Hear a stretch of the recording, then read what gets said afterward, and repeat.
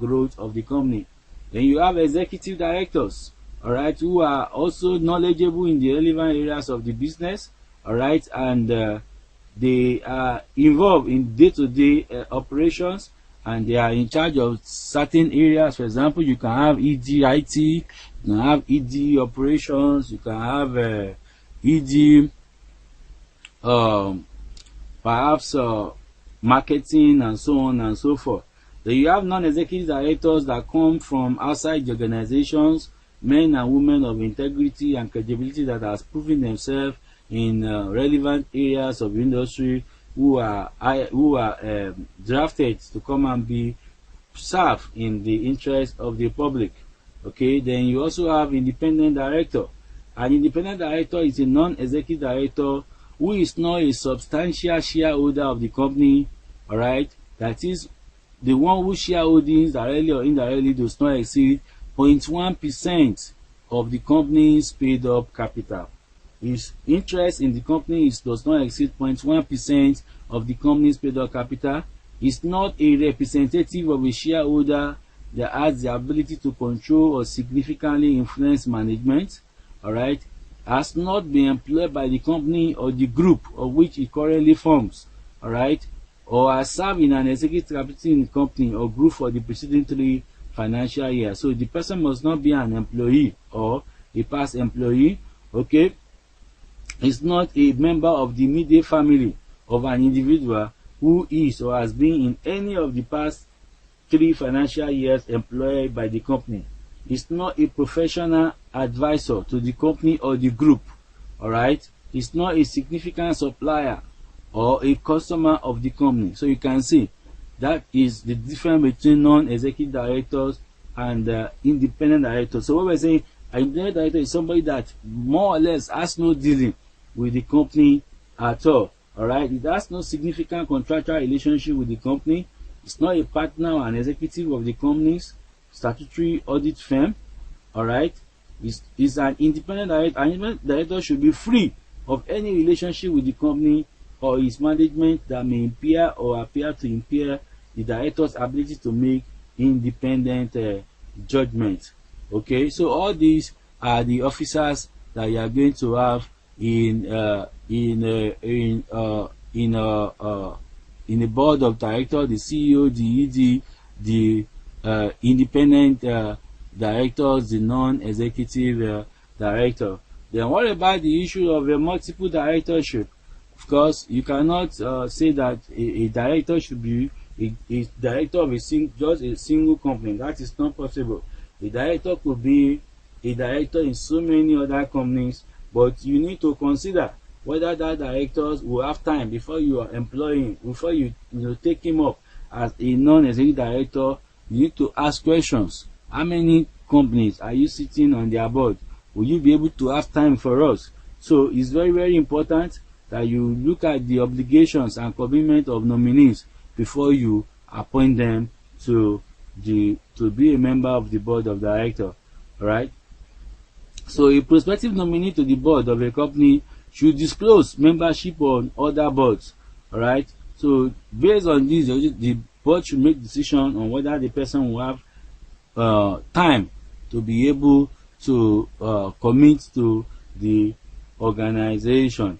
Okay, so these are the provisions of the code on corporate governance for public companies in Nigeria. Financial Reporting Council of Nigeria has set up a committee to harmonize the various codes that currently exist. So this is very, very important so that we can have, just like in UK where they have a single code for corporate governance, we could also have that. So we are working on this and we'll definitely get there.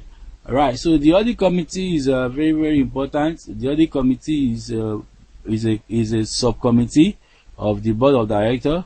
Is a requirement of CAMA. Remember, we've talked about the regulatory environment. CAMA 1990 section 359 requires every public company to establish an audit committee. Okay, so it reports to the main board. At least one board member of the committee should be financially literate, because they are going to be dealing with the financial statement, the external auditors. So they must have knowledge of accounting or financial management. All members should have basic financial literacy and be able to read and understand financial statements.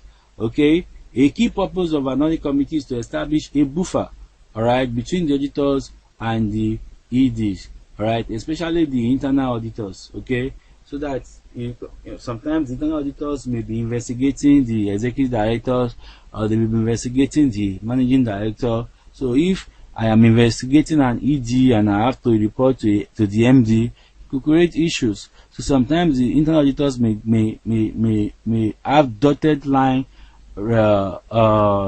contacts with the audit committee, which will also have non-executive directors as members. So if there are issues that has to do with the MD, that has to do with the EDs, that the auditors may not have the boldness to go to the ED or to go to the MD, they can go through the audit committee. So you can see the audit committee is there to actually shield the internal auditors and to provide more objectivity and independence to the internal auditor. And of course, the external auditors to also relate with the audit committee.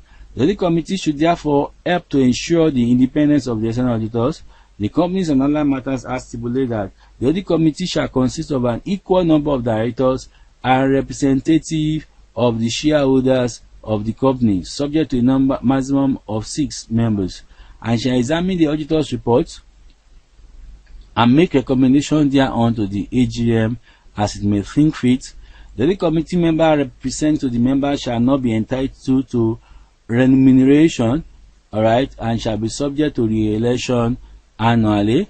Any member may nominate a shareholder as a member of the audit committee by giving notice in writing of such nomination to the secretary of the company at least 21 days before the AGM. Duties and responsibility, alright, of the audit committee. This is very important, is an examiner's interest.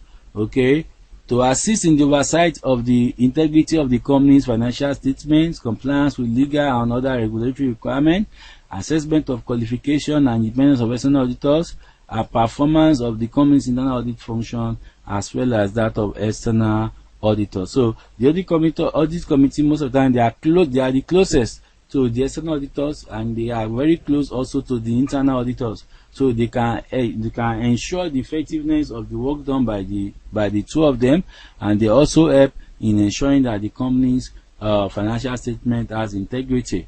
Okay, establish an internal audit function and ensure there are other means of obtaining sufficient assurance of regular review or appraisal of the system of internal controls in the company. So they are also responsible for establishment and oversight of the internal auditor function. This is also part of the duty of the audit committee. Ensure the development of comprehensive internal control framework for the company. Obtain assurance and report annually in the financial report on the operating effectiveness of the company's internal control framework. Of course, this is a requirement of Sarbanes-Oxley Act 2002 United States, that management had to report on the adequacy of internal control. Okay, so the audit committee could perform this function.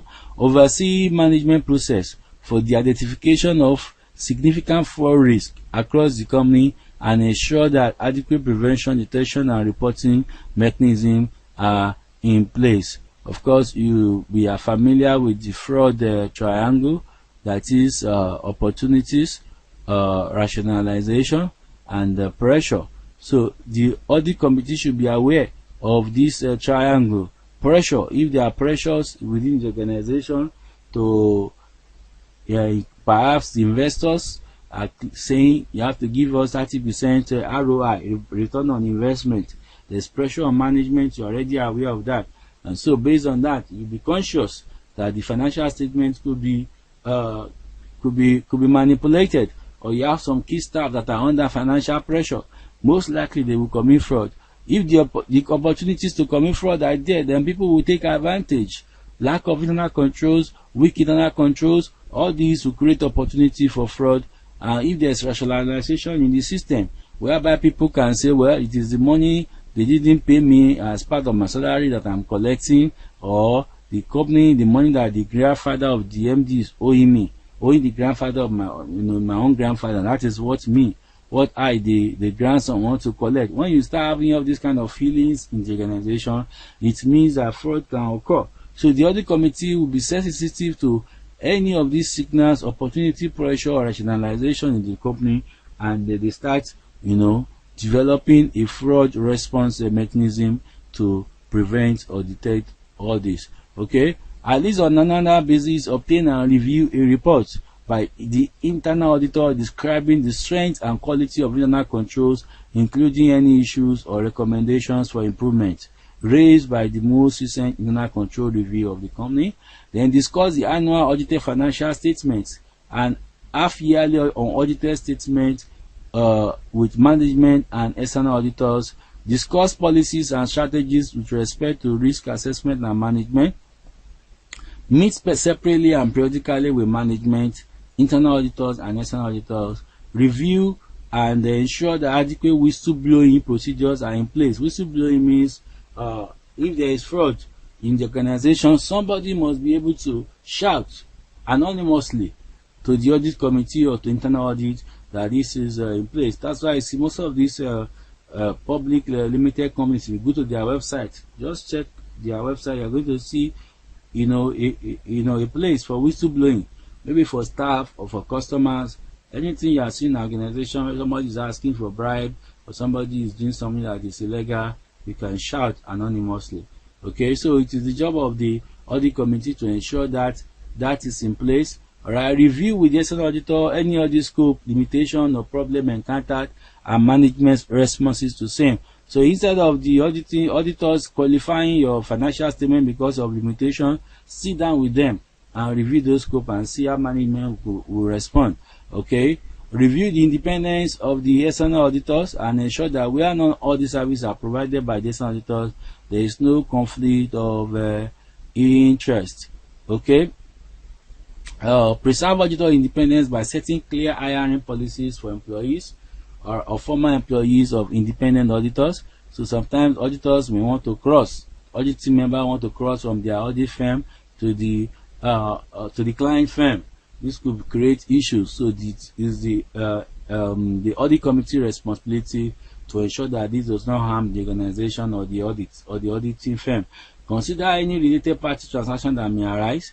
Invoke his authority to investigate any matter within his time of reference, for which purpose the company must make available the resources to the internal auditors with which to carry out this function. Then report regularly to the board.